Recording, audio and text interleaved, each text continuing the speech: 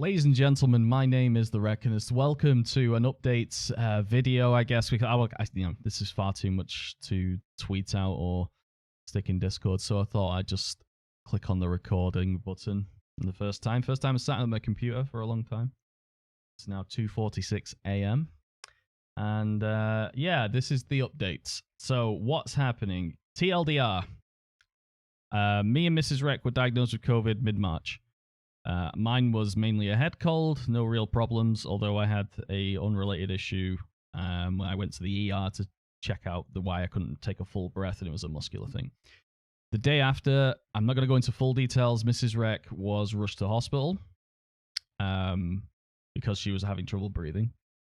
And I obviously don't want to think about the worst, but you kind of like, okay, this could be serious, but look, this is great. We got there. We caught it with a pulse oximeter, because if we didn't have that little pulse oximeter telling us exactly what it was, she would have just sat in bed and toughed it out and quite possibly made everything a lot worse.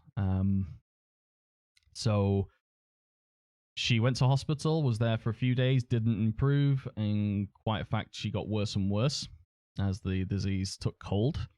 And I got a call from her, obviously panicking, terrified, that they have to go and put her on a ventilator, which is the most serious it can get. Again, not going to go into a lot of details there.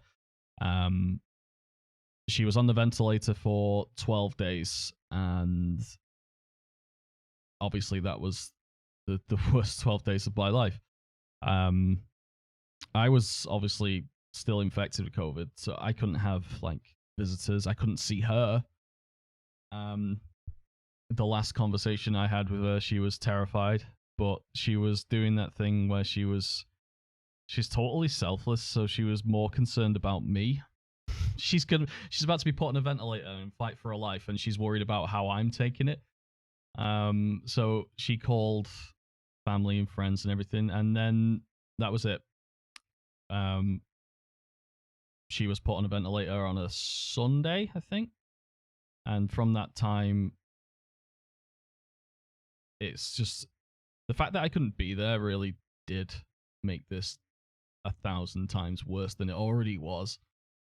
She was on the ventilator for 12 days, and I remember as soon as she told me she was going on the ventilator, I immediately remembered something from last year, that if you're put on a ventilator in COVID, your survival chance is 20%.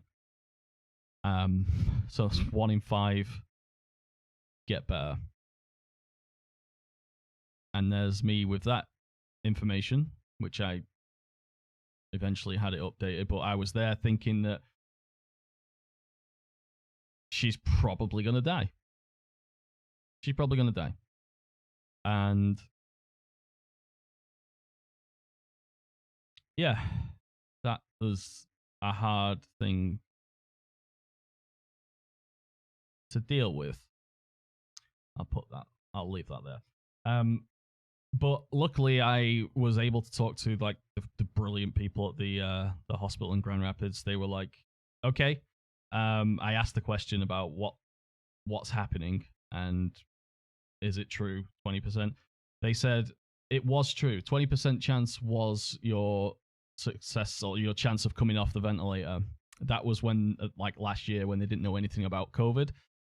But now it's more like 70 or 80%. So we got a little bit of hope, just a little ray of hope, that she'd get better. She didn't get better for quite a while. There was the first day, it was super serious. The second day, it was super serious. The ventilator and everything was full up. She was getting everything that they could possibly give. If they couldn't give any more to her. So if she didn't get better on this, she'd die. After 3 days, I think, ish, they started to they noticed that things were leveling out, and the breathing apparatus, the ventilator, was doing its job, helping her breathe without her having to do much effort, or any effort indeed. So her whole body was fighting this virus, and the ventilator was breathing for her, so she didn't have to worry about that. Again, TLDR. I'm not going to talk about that. 10 days, 12 to 11 days, they told me that she's improving incredibly quickly. Which 12 days of no sleep, staring at test results on your phone through the app, and it's just horrible. It is absolutely gut-wrenchingly horrible. And if you've had to go through this at some point, anything even remotely like this, yeah, it's tough. Day 12, they took her off the ventilator so to see if she could breathe by herself, and she did, first time. So she's been off the ventilator since that, I think it was 12, I don't know how long ago it was now, actually. But she was back with us. I was able to see her the day after, and I was able to see exactly what damage this virus has done to my wife, which was a lot. At some point, she was thrashing around trying to remove the ventilator tube, and that's caused some damage and swelling to her vocal cords. So if you saw the video I posted on the GoFundMe, I'll get onto that in a minute. There's a lot of rehabilitation required, and once she was medically stable, as in they're like, yep, she no longer has COVID, she's breathing on her own, her oxygen levels are good, her blood tests are good, everything looks good, she can go to rehab now. And oh boy, I wasn't expecting rehabilitation. I didn't know anything about that. It's people who have been on a ventilator, even for just a short time, they lose strength. Obviously, she was losing strength for fighting this virus, fighting for her life with it, and not moving in a bed for 12 days makes you so weak. She could barely lift her arm. So okay, again, I won't go into details right now. She went to rehab at a place in Grand Rapids. Again, I won't give the name just yet. I'll probably talk about this at some point once we've managed to process a lot more of it. She's currently still in rehab right now. She was unable to walk. Now she's able to walk. And that's taken over a week. Because basically the muscles had moved for so long, they'd forgotten. And it required rehabilitation. So now she's able to walk, and she's able to walk well, and she's able to climb stairs, which is like the criteria for her going home now, because everything else, the voice, is not stopping her from coming home. The only thing that was stopping her from coming home is ability to get into the apartment, for one thing, because it's one floor up, and that she can operate her body well enough not to hurt herself. So she's able to stand, move, stand up, sit down. If she falls over, she's able to get herself up, but you can forget about it being anywhere close to normal. There's going to be months and months of outpatient rehabilitation. So that's where we are right now. I'm recording this on Thursday morning. It is 3 in the morning, 2, half 2, 3 in the morning. Because I can't sleep, obviously. And she's due to come home on Friday. Yeah. So on Friday she'll be back. She'll be finally back home after nearly a month in the hospital. And obviously I can't wait for that. Yeah, I'm sure I will go. We probably Mrs. Reck, if she's able to, we'll go into a lot more detail. I want to find out exactly what she's okay with me sharing with you guys. But I think you deserved a full update rather than just vague tweet or a vague comment in Discord. So she's coming back on Friday. We'll finally be able to start putting the worst of it behind us and improving the rest. Obviously, this will include time off work for her because, well, she's a therapist or counselor, so she can't talk for very long. Her voice is incredibly weak, but it's getting stronger. day. I just hopefully it'll get stronger quick enough to not cause us huge financial problems. Perfect segue. The GoFundMe has been. I've been floored. A friend approached us and said, "Can we do a GoFundMe?" And I looked at them. I was like, "GoFundMe?" And then it's like, well, if you want, you can do that. There's going to be bills, of course. We have really good insurance.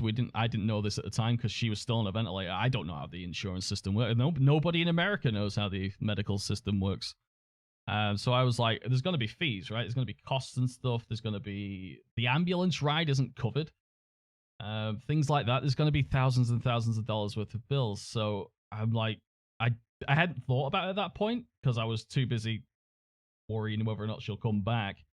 So I was like, yeah, set it up, do it, whatever. And you guys, friends, family, and you guys have been really generous on that. I recognize some of the names that have donated to that, and from not thinking that we'd get any help at all, we passed $4,000 the other day, which is going to be a massive help, of course. It won't cover everything. We might have some issues a lot further down the line with things like rent and things like that. But for now, having a big chunk of cash of $4,000 in the bank account ready for bills is incredibly incredibly soothing, knowing that so many of you care for her. When I told her about the GoFundMe, she wept, and it wasn't like weeping because of wow, these people, oh, they're so generous. It wasn't quite like that. It was she was crying from joy. It was joy that enough people cared about her well-being to, help out. Difficult to explain that. But yeah, the GoFundMe peeps, thank you so much. People on the Patreon, you're puzzling me. I haven't put a video out for a month and I've lost one patron. You guys have been rock stars. There's several of you pledged for a month. Pledged for an entire year when I said that, oh yeah, if you want to help out, this is it, because the GoFundMe wasn't up at that point. I was like, if you really want to help out and you're able to, you can just pledge for the entire year and that will help. And so many of you did. I'm so happy about that because that means that, you're here for the long haul. If you've literally pledged for a year, that means you're here for the long haul. Anyway, moving away from the past, let's look to the future. Mrs. Reck's back on Friday. I want to be back streaming as soon as possible. Unfortunately, while I was spending most of my nights at the hospital, Comcast decided to up my internet speed and therefore make my modem obsolete. It's not able to handle the traffic as often, so it does drop every so often. So that's not good for streaming.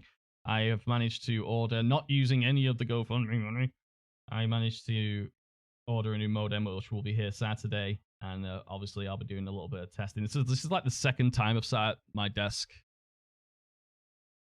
in a month. Wow.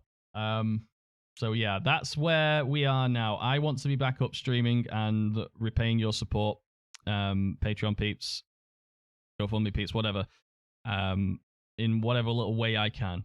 And hopefully, we can be successful at that. I hope so. Again, this is about 5 minutes longer than I thought it was going to be. TLDR, we've been through the shitter. This last month has been the worst month of my life, but I'm very much willing to draw a line under it and throw it away and then throw it in the bin and then stick my foot on top of it, stamping on it and making sure it's in the bin and then setting fire to that bin, then throwing it out of a window. I am very much, let's get past this now. That includes making sure Mrs. Reck is comfortable in recovery and getting things back to normal for myself, because right now, income's going to be difficult. So I need to be making sure I'm working as hard as possible, because if I'm not, I'm not doing everything possible to make sure my wife's looked after. So the position I'm in now, streaming is going to be probably the number one important thing for me. So I'm going after the Mrs. Reck, obviously. So expect updates about when I'm going to go live. As to what I'll be doing, I haven't got a clue. If you have suggestions, by all means, let me know. Because I'm just going to have to start refocusing on that. Anyway, right, 15 minutes in. Jesus Christ, I said I'll do a quick update. If you've made it this far, please leave a comment and support for Mrs. Reck. That would be great. Just say, hi, Mrs. Reck, or glad you're better. Something like that.